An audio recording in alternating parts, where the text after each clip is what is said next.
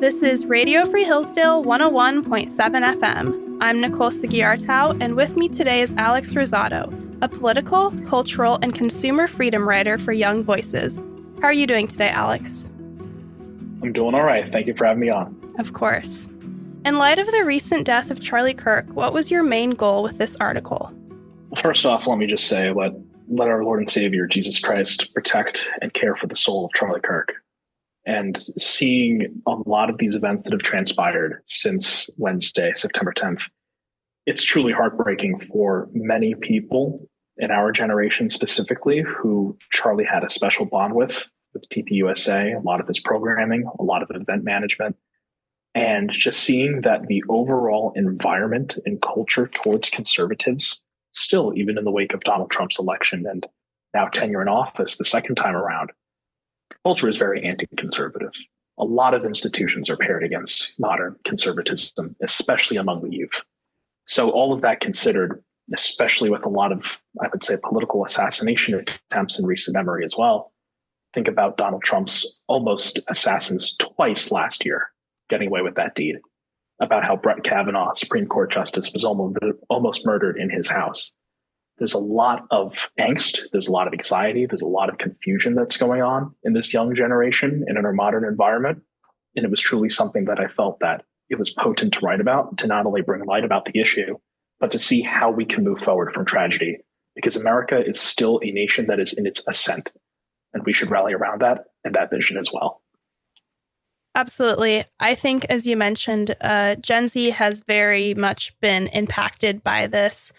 So many young students on college campuses that, were a part of TPUSA in high school, and then in college, they lost their leader. And so really going forward, how do you think that our generation is going to react to this and continue pursuing conservative values?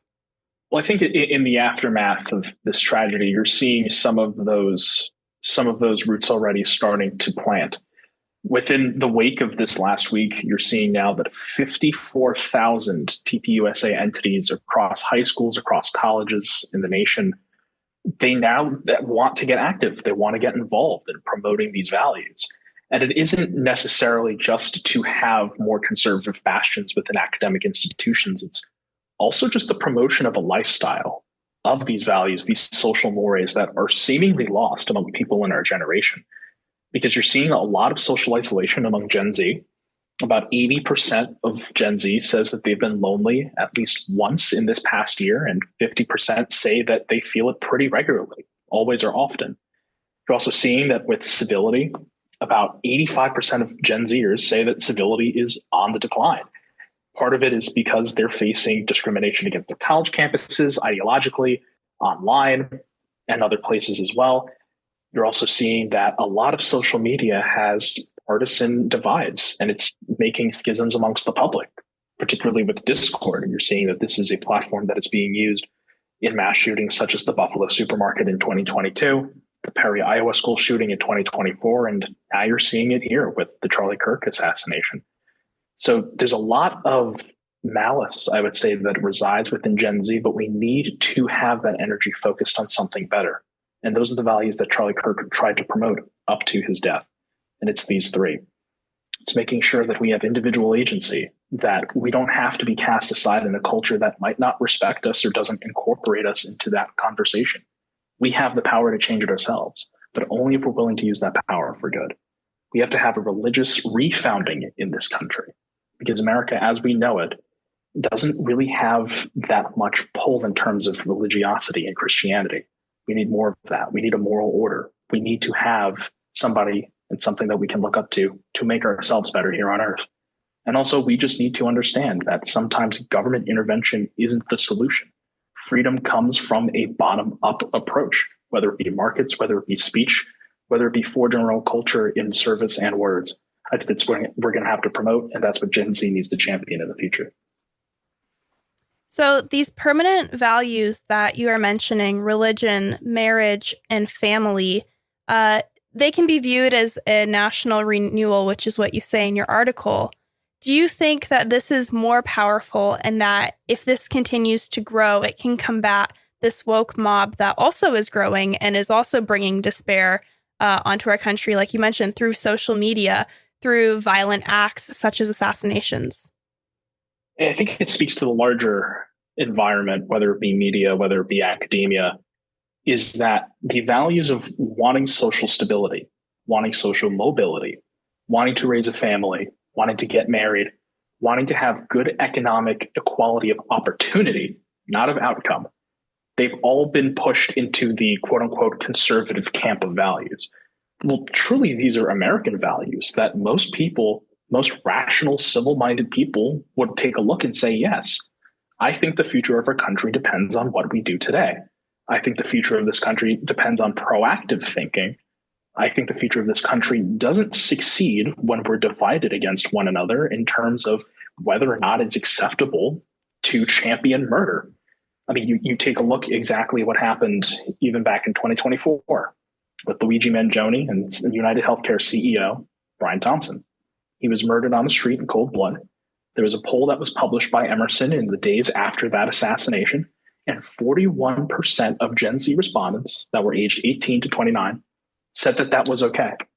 You're seeing this also reflected in other statistics. There was a YouGov poll that came out just a couple days ago that said that 22% of Gen Z and 18% of liberals think that violence is justified to reach political goals. You're seeing this too. There were two political science researchers back in 2021, and they asked a whole slate of politically registered individuals, do you think that killing the opposition politically, the political opposition, is necessary to advance your goals? 11 to 12% said yes.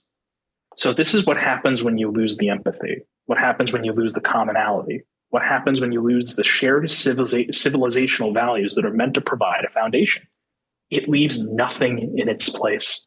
It just leaves barbarism, and it leaves a hole. It leaves something that we're yearning for purpose and belonging, and people are taking it to the extremes.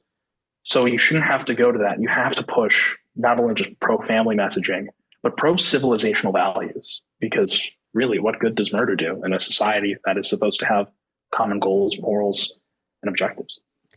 Going specifically back to the murder of Brian Thompson, as you mentioned, how concerned should we be at the current state of our country if 41% of young people believe that the murder was justifiable?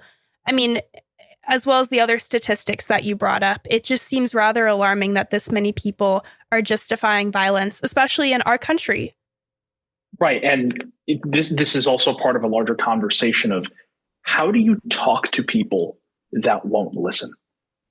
It also speaks to another one of, is America in the market for a national conversation? Well, if you take a look at exactly what just happened with Charlie Kirk, he was murdered by a 22-year-old, Tyler Robinson of Utah. He was someone who, according to the Utah governor, was indoctrinated with leftist ideology. He was someone who was described by family friends as somebody who was leftist in a family of gun-loving Republicans.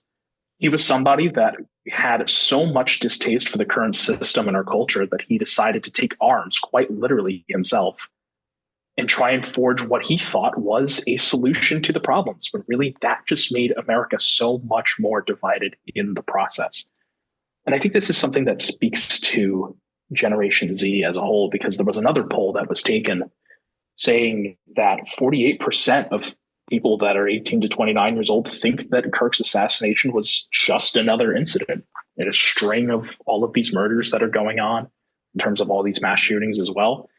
It's been normalized, but it should have never been normalized if the proper mediations were taken in the first place.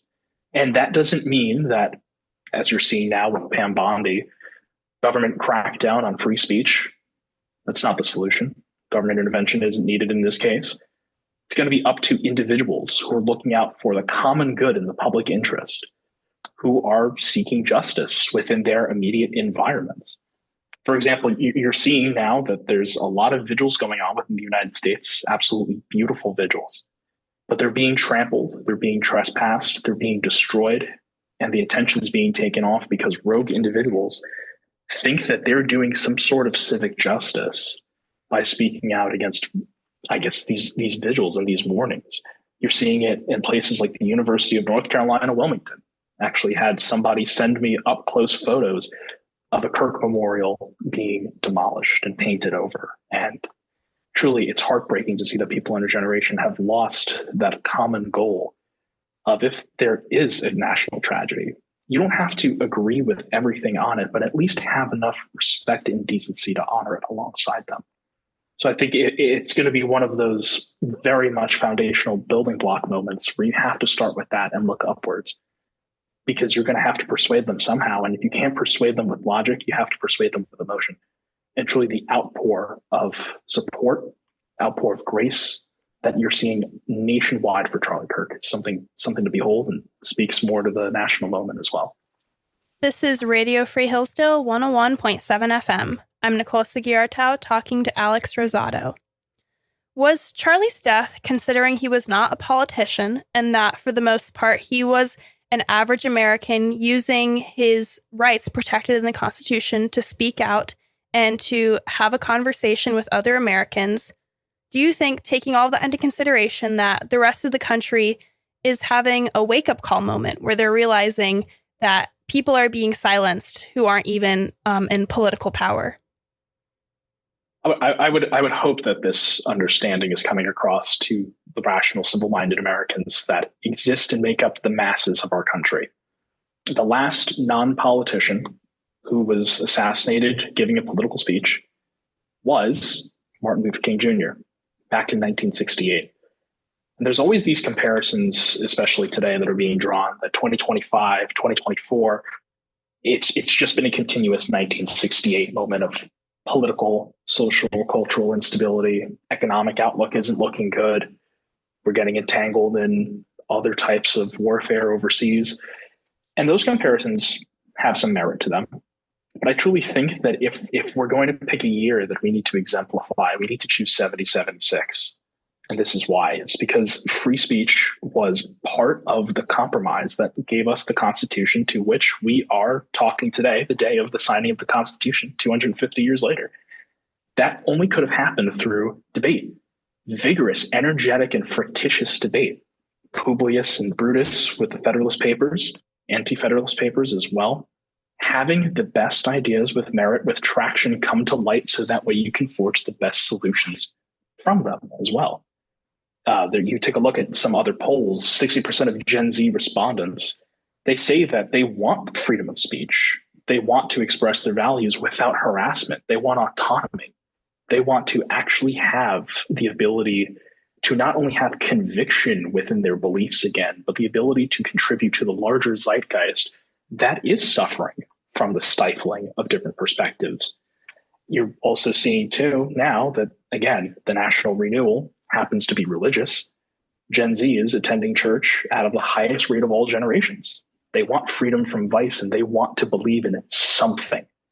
Because when you have a system today that preaches tolerance, tolerance, tolerance, you lose your defense and conviction in what you actually stand for. So I think this is going to be something that is contributing well to the larger environment, and something that could potentially mitigate political violence within the future.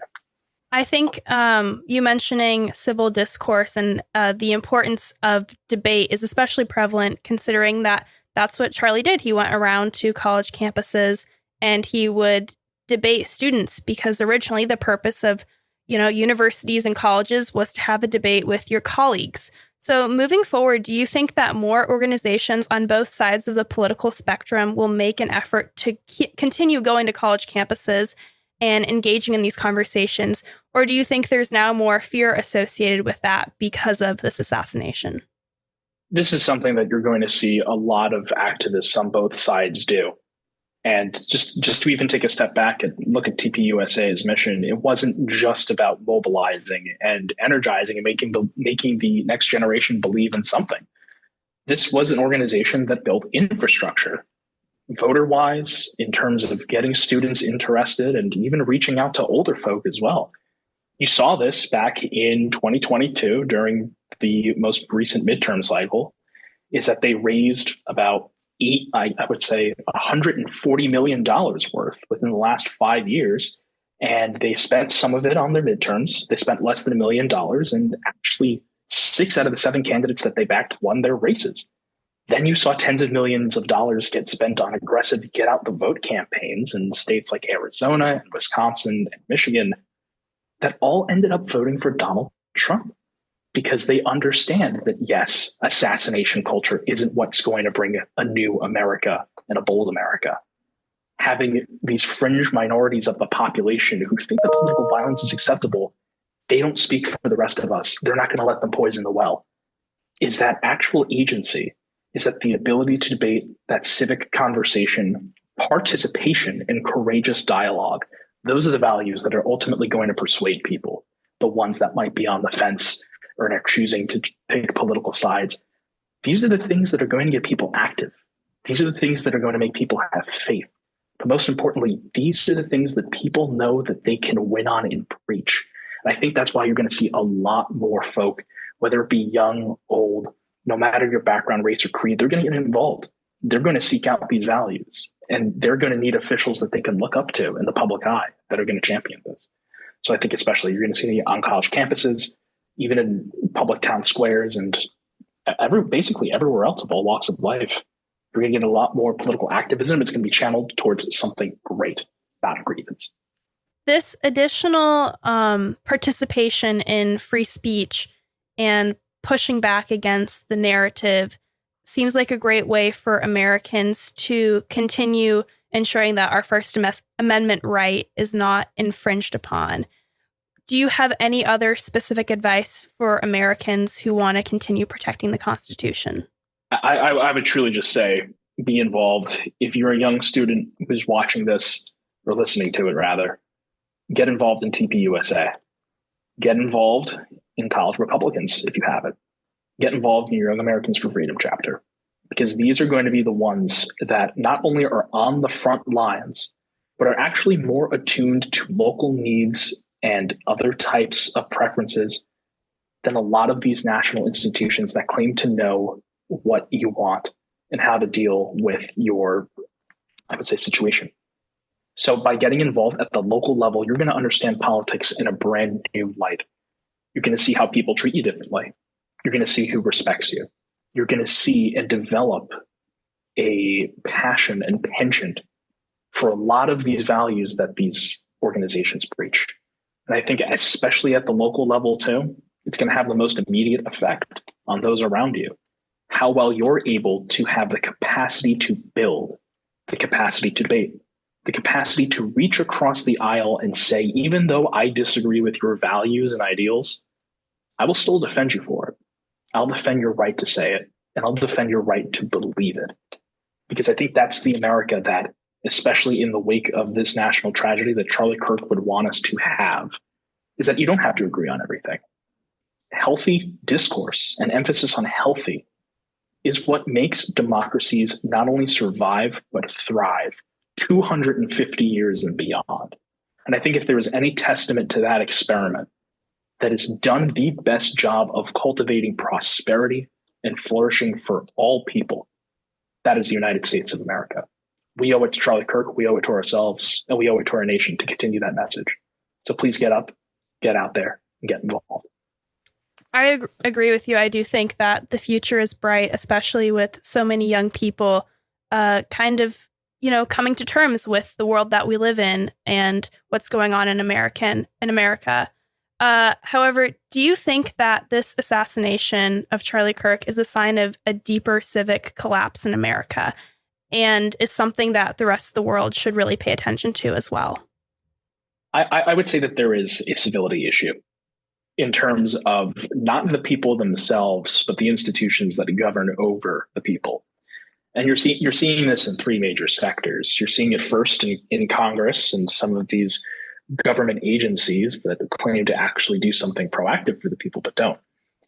17% of Americans currently, in February 2025, this year, they approved of Congress's job. The public partnership for service, only 33% of Americans trust the federal government.